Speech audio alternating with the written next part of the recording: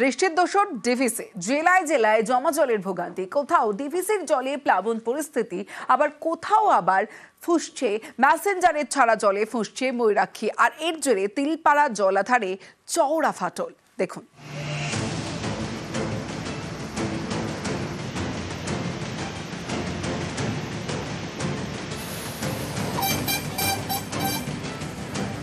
দক্ষিণবঙ্গে বৃষ্টি, দোসর ডিভিসি।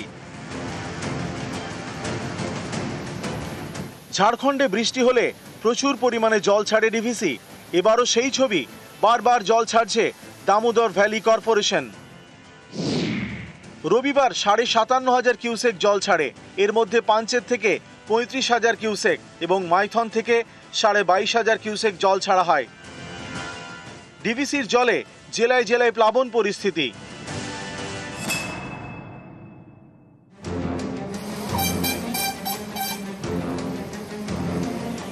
কোথাও কোমর জল, কোথাও হাঁটু জল, কোথাও আবার চলছে নৌকা। একদিকে বৃষ্টি, আরেকদিকে ডিভিসির ছাড়া জল। জোড়া ফলায় বিধ্বস্ত হুগলির খানাকুল। দুর্ভোগের এক শেষ। পরিস্থিতি এলাকার খুবই খারাপ। এই জল বাড়ার পরিস্থিতিতে রাস্তাঘাটে যাতায়াতের অসুবিধে, অন্যান্য কারো নৌকো নিয়ে আন্দোলনে যাতায়াত করতে হচ্ছে। জমি জায়গা সব ডুবে গেছে। জলের পরিস্থিতি খুবই ভয়াবহ।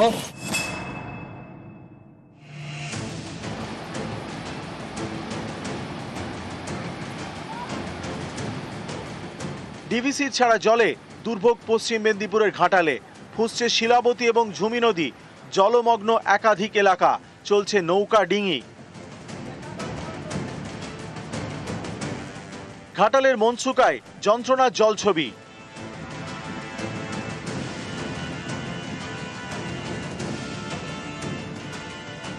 ঘাটাল পৌর এলাকা নয়, গ্রামীণ বিস্তীর্ণ এলাকাতেই এইভাবে গ্রাম পঞ্চায়েত, পৌরসভা, জেলা পরিষদ থেকে নৌকো দেওয়া হয়েছে ঘাটালের বানভাসী এলাকার মানুষকে পারাপারের জন্য। ঘাটাল পৌর এলাকাতে 12টি নৌকা দেওয়া আছে এবং আমাদের রাজনগর নারাজল এই দুটি মিলিয়ে 5টি নৌকা দেওয়া আছে। এছাড়া আমাদের স্পিড বোট আছে, বিভিন্ন সংস্থা মিলিয়ে এসডিআরএফ, এনডিআরএফ, সিভিল ডিফেন্স সমস্ত মিলিয়ে প্রায় 9টি আমাদের কাছে বোট আছে উদ্ধার কাজের জন্য।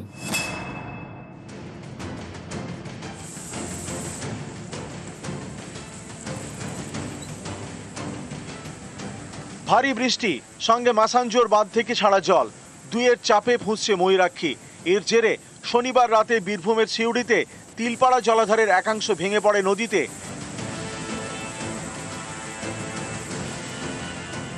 জলাধারের উপরে থাকা রাস্তা দিয়ে লরি এবং ডাম্পার চলাচল বন্ধ।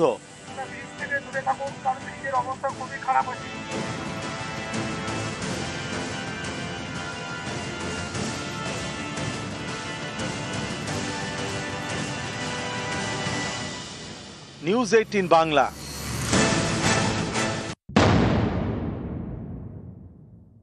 প্রতি বছর বর্ষায় কঙ্কালীতলার ছবিটা ঠিক এইরকমই। সেই জলেই স্বাদ পায়। এই নবদম্পতি পৌঁছে যান কঙ্কালীতলা মন্দিরে। জলের মধ্যে বিয়ে সারেন প্রিয়তোষ ও শ্রাবণী।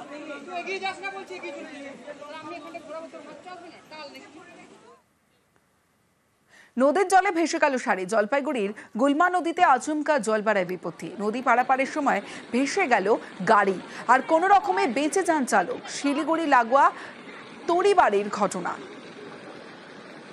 নদীর জলে ভেসে গেল গাড়ি। জলপাইগুড়ির গুলমা নদীতে আচমকা জল বাড়ায় বিপত্তি। জেলা থেকে সরাসরিতে এবার আবহাওয়ার খবরের দিকে নজর রাখতেই হবে। দক্ষিণবঙ্গে আপাতত কম বৃষ্টি। দক্ষিণবঙ্গে বিক্ষিপ্তভাবে বৃষ্টির সম্ভাবনা। দক্ষিণবঙ্গে বাড়বে আর্দ্রতাজনিত অস্বস্তি। উপকূল ও পশ্চিমের জেলায় বিক্ষিপ্ত বৃষ্টি। বৃষ্টি দুই বর্ধমান, বীরভূম, মুর্শিদাবাদ, নদিয়ায়। দক্ষিণবঙ্গের বাকি জেলায় বিক্ষিপ্ত ঝড় বৃষ্টি। বৃহস্পতিবার থেকে ফের ভারী বৃষ্টি দক্ষিণবঙ্গে, এমনটাই আবহাওয়া দপ্তর সূত্রে খবর। 3রা আগস্ট উত্তরবঙ্গে ভারী থেকে অতি ভারী বৃষ্টির সম্ভাবনা। 4ঠা আগস্ট অধিকাংশ জায়গায় উত্তরবঙ্গে হালকা থেকে মাঝারি বৃষ্টির সম্ভাবনা রয়েছে। 5 আগস্টে ভারী বৃষ্টির সম্ভাবনা রয়েছে উত্তরবঙ্গে।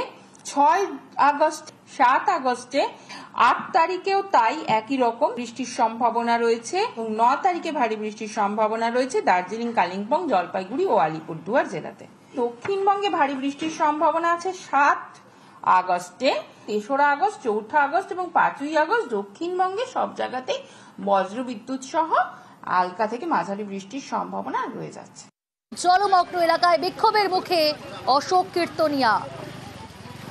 ক্ষোভের মুখে বিজেপি বিধায়ক। বনগাঁর 21 নম্বর ওয়ার্ড জলমগ্ন এলাকায় বিক্ষোভের মুখে অশোক কীর্তনিয়া।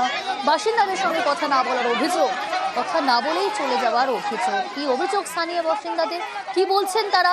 অনিরুদ্ধ রয়েছে প্রতিনিধি আমার সঙ্গে। অনিরুদ্ধ, কতদিন ধরে এই পরিস্থিতি, স্থানীয় বাসিন্দাদের ঠিক কি অভিযোগ? প্রিয়াঙ্কা, উত্তর 24 পরগনার বনগাঁ পৌরসভার 21 নম্বর ওয়ার্ড লাস্ট কিছুদিন ধরেই জলমগ্ন অবস্থায় রয়েছে। বৃষ্টি বেশি হওয়ার কারণেই এই এলাকা জলমগ্ন হয়ে পড়েছে। আজ সকালবেলায় বনগাঁ উত্তরের বিজেপি বিধায়ক অশোক কীর্তনিয়া এই লালপোল এলাকায় পরিদর্শনে যান এবং সেখানে গেলে স্থানীয় মানুষজন প্রাথমিকভাবে অশোক কীর্তনিয়ার সঙ্গে কথা বলতে যান। তখন তিনি বলেন যে বাড়িতে আসুন, কথা হবে। সেই সময় সাধারণ মানুষ কিন্তু তার সামনে ক্ষোভে ফেটে পড়ে, তাকে উদ্দেশ্য করে বলতে থাকে কেন আপনি কথা বলবেন না। তারপরেই রীতিমতো সেখান থেকে অশোক কীর্তনিয়া বেরিয়ে যান এবং স্থানীয় বাসিন্দারা অভিযোগ করতে থাকেন যে তিনি বিধায়ক হয়েছেন, 4 বছরে তিনি আসেননি, আজ তিনি এসছেন যেহেতু সামনে ভোট সেই কারণে তিনি এসছেন এবং সাধারণ মানুষের কাছে ভোটের জন্যই তিনি এসে পৌঁছেছেন, তেমনই কিন্তু অভিযোগ করতে থাকেন স্থানীয় বাসিন্দারা এবং তাদের সঙ্গে কথা বলেননি, বাড়িতে যেতে বলেছেন, নানাবিধ অভিযোগ করতে থাকে স্থানীয় মানুষ। পরবর্তীতে কিন্তু এই বিষয়ে বনগাঁ উত্তরের বিজেপি বিধায়ক অশোক কীর্তনিয়া অভিযোগ তুলেছেন যে স্থানীয় যিনি তৃণমূল কংগ্রেসের কাউন্সিলর আছে সুরজিৎ দাস, তিনি তৃণমূল কংগ্রেসের কর্মীদেরকে দিয়ে এই বিক্ষোভ করিয়েছেন, কোনো সাধারণ মানুষ বিক্ষোভ দেখাননি এবং এই সুরজিৎ দাসের বাবা 35 বছরের কাউন্সিলর ছিলেন এই এলাকার, তিনি এই জল যন্ত্রণা সমাধান করতে পারেনি। কেন এখন আমাদেরকে দোষ চাপানো হচ্ছে সেই অভিযোগ কিন্তু বিজেপি বিধায়ক করেছেন। পাল্টা তৃণমূল কংগ্রেসের যিনি কাউন্সিলর আছেন তিনি অভিযোগ করেছেন যে অশোক কীর্তনিয়া এলাকার ভৌগোলিক অবস্থান চর্চা শুরু হয়েছে। বেশ অনিরুদ্ধ। অশোক কীর্তনে এসেছিল আমাদের 21 নম্বর ওয়ার্ডের বিস্তীর্ণ এলাকা জলের তলায় চলে গেছে। উনি দেখতে এসছে আমাদের দীর্ঘ সমস্যাটা যেটা আমরা সাফার করছি, সেটাই হচ্ছে আমাদের দীর্ঘমেয়াদী যেটি ইসলামপন্থী সংস্কার। উনি কি বলছে যে এটা আমার কাজ না, এমপির কাজ। আমরা মহিলারা আমাদের তো কষ্ট আছে, উনি তো আসেন না। উনি দীর্ঘ 10 বছর ধরে হয়েছে, উনি কোনোদিন দেখতে আসে না আমাদের। ইচ্ছামতি নদীটা সংস্কার করুক, এটাই আমরা চাই, তাহলে আমরা একটু বাঁচতে পারবো এখানে। সাধারণ মানুষ কেউ ক্ষোভ দেখায়নি। 2-4 জন লোক এসেছিল, ওই 4টে ছেলে ওখানে যারা দাঁড়িয়েছিল তারা এর আগে ওই পাড়ায় ছিল, আমরা সেখানে যে ঝামেলা করেছে। এমএলএ এসেছে, তোমাদের প্রবলেমটা কোথায়? তোমরা এত বছর কাউন্সিলর, কেন ডেভেলপ হয়নি রাস্তা? কেন রাস্তার উন্নয়ন হয়নি? প্রশ্ন রাখা দায়ীটাকে 35 বছরের কাউন্সিলর সাধন দাস, কেন ডেভেলপ হয়নি? খালটা কেটে পুরো বনগাঁ শহরের জল ঢুকিয়েছে, কালোপুর পঞ্চায়েতের জল ঢুকছে এখানে মেয়েদের মাঠে খাল দিয়ে। সেটাকে বন্ধ করুক, তাহলে তো সমস্যা মিটে যায়। ওই জলটা না ঢুকলে তো এখানে বন্যা হবে না। বন্যার পরিস্থিতি দেখতে নাকি অশোক কীর্তনিয়া এসেছিলেন বিজেপি বিধায়ক, তা ওনাকে এলাকার মানুষ ওনাকে কিছু প্রশ্ন জিজ্ঞাসা করেছে, তা উনি সে প্রশ্নের উত্তর না দিয়ে উনি পালিয়ে গেছেন। ওনাকে বিগত 4 বছর ওনাকে দেখা যায়নি, তাই মানুষ ক্ষোভ থাকবেই তো। এর আগে যে বন্যা হলো কোথায় ছিলেন? আমার চেয়ারম্যান এখানে যা উন্নয়ন করেছে, যেভাবে মানুষের পাশে থাকে, বন্যার সময় থাকে, মানুষ সেটা দেখতে পাচ্ছে, তাই তো ওনাকে প্রশ্ন করেছে।